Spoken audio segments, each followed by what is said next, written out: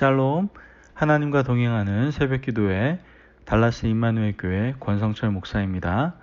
오늘도 하나님과 동행하며 풍성함을 누리시는 저와 여러분 되시길 주님의 이름으로 축복합니다. 오늘 말씀은 요한복음 6장 52절에서 59절까지의 말씀입니다. 그러므로 유대인들이 서로 다투어 이르되 이 사람이 어찌 능히 자기 살을 우리에게 주어 먹게 하겠느냐. 예수께서 이르시되 내가 진실로 진실로 너에게 이르노니 인자의 살을 먹지 아니하고 인자의 피를 마시지 아니하면 너희 속에 생명이 없느니라. 내 살을 먹고 내 피를 마시는 자는 영생을 가졌고 마지막 날에 내가 그를 다시 살리리니 내 살은 참된 양식이요 내 피는 참된 음료로다. 내 살을 먹고 내 피를 마시는 자는 내 안에 거하고 나도 그의 안에 거하나니 살아계신 아버지께서 나를 보내심에 내가 아버지로 말미암아 사는 것 같이 나를 먹는 그 사람도 나로 말미암아 살리라. 이것은 하늘에서 내려온 떡이니 조상들이 먹고도 죽은 그것과 같지 아니하며 이 떡을 먹는 자는 영원히 살리라. 이 말씀은 예수께서 가버나움 회당에서 가르치실 때에 하셨느니라. 아멘. 하나님의 말씀입니다. 여러분, 오늘 말씀을 보면요, 많은 무리들이 예수님을 만나기 위해서 배들을 타고 갈릴리 바다를 건너서 가버나움으로 오는 걸 보게 됩니다.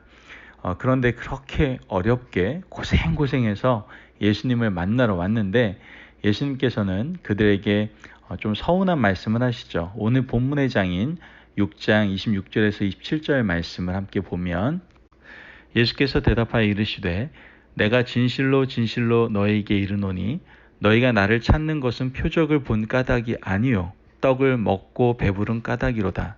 썩을 양식을 위하여 일하지 말고 영생하도록 하는 양식을 위하여 하라. 이 양식은 인자가 너희에게 주리니 인자는 아버지 하나님께서 인치신 자니라. 아멘. 여러분, 지금 이와 같이 사람들은 예수님을 찾아올 때에 많은 기대를 가지고 왔어요. 왜냐하면 그 전날에 예수님께서 오병이어의 기적을 그들 앞에서 일으키셨거든요.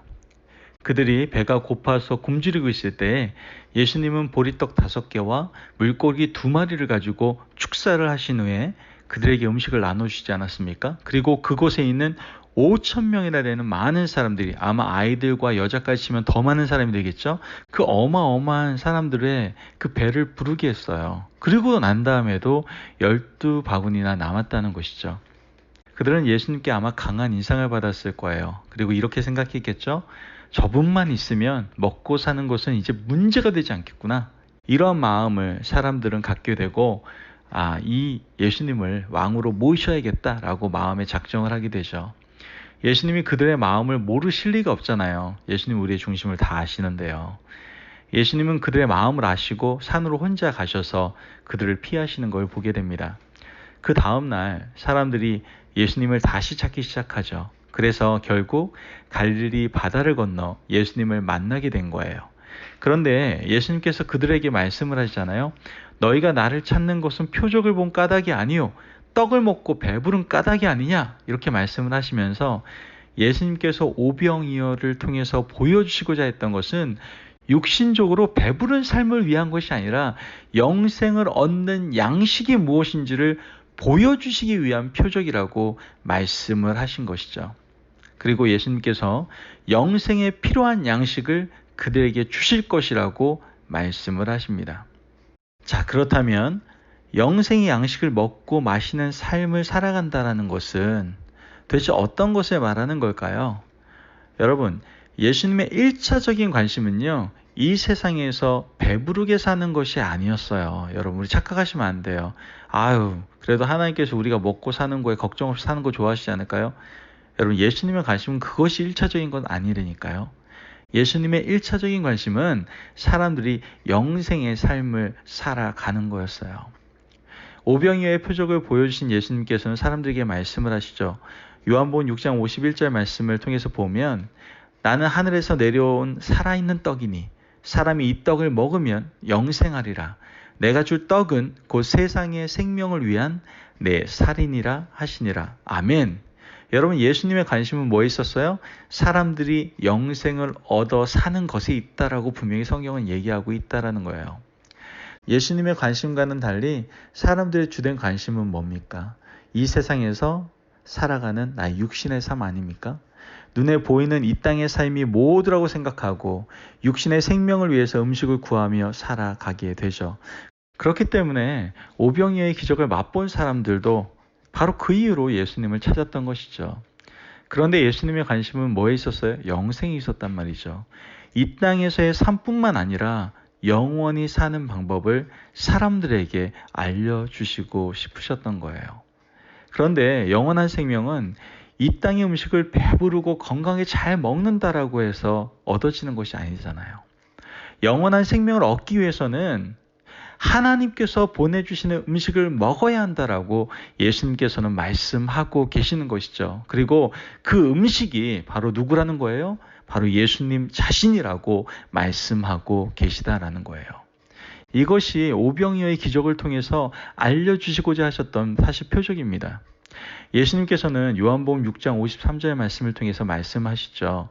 예수께서 이르시되 내가 진실로 진실로 너에게 이르노니 인자의 살을 먹지 아니하고 인자의 피를 마시지 아니하면 너희 속에 생명이 없느니라. 아멘. 여러분, 예수님의 이 말씀 여러분 이해하기 쉬우십니까? 참 이해하기 힘든 말씀 아닙니까? 사실 성령님께서 깨닫게 하시지 않으시면 우리도 이 말씀 이해하기 참 어렵습니다. 하물며 그 당시의 사람들을 생각해 보라고요. 이 말씀을 들었어요. 이해가 되겠냐고요. 이 말씀을 들은 사람들이 수근수근 되기 시작합니다. 말씀이 너무 어렵다고, 이게 뭔 말인지 모르겠다고 수근수근 되기 시작해요. 그리고 예수님을 왕으로 모시기 위해서 그토록 어렵게 찾아왔던 많은 사람들이 그 말씀으로, 이해가 되지 않는 그 말씀으로 인해서 예수님을 떠나게 됩니다.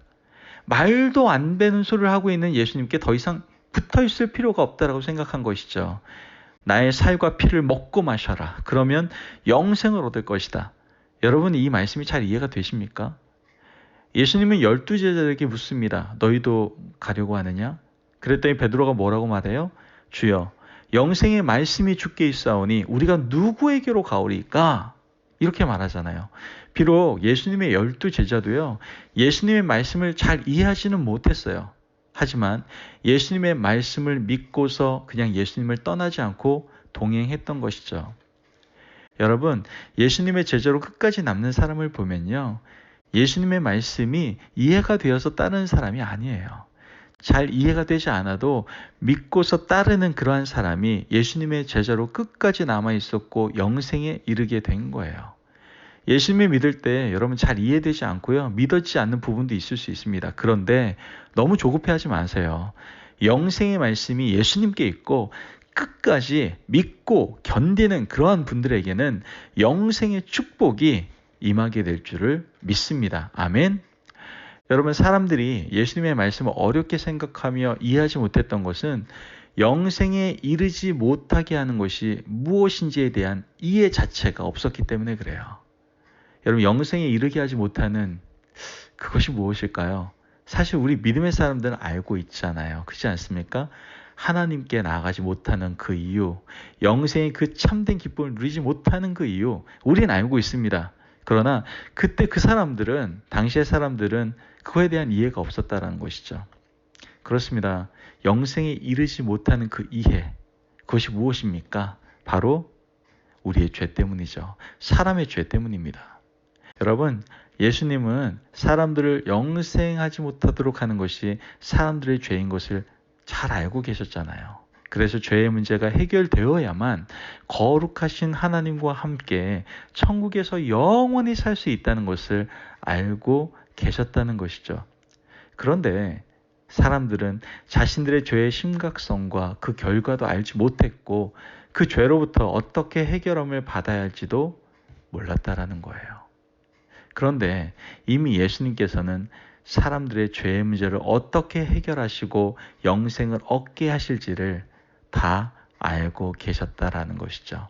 그 방법 중에 하나가 사람들에게 자신의 살과 피를 먹도록 내어주시는 것이었다라는 거예요.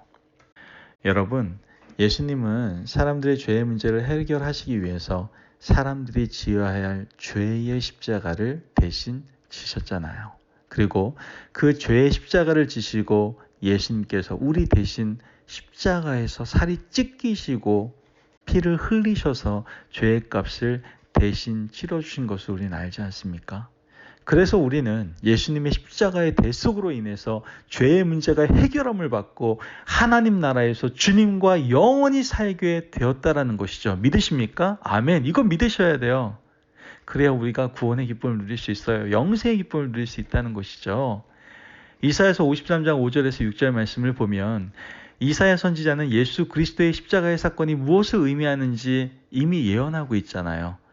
말씀을 보면 그가 찔림은 우리의 허물을 인함이요 그가 상함은 우리의 죄악을 인함이라. 그가 징계를 받음으로 우리가 평화를 누리고 그가 채찍에 맞음으로 우리가 나음을 입었도다. 우리는 다 양 같아서 그릇 행하여 각기 제갈 길로 갔거늘 여호와께서는 우리 무리의 죄악을 그들에게 담당시키셨도다. 아멘. 믿으십니까? 아멘. 여러분, 예수님의 죽으심은 자신의 죄가 아니었어요. 누구의 죄였어요? 바로 우리들의 죄 때문이었습니다. 그리고 예수님께서 십자가 위에서 그의 살과 피를 흘리심으로 우리가 죄로부터 해방되어 영원한 생명을 누리게 해주셨다라는 것이죠.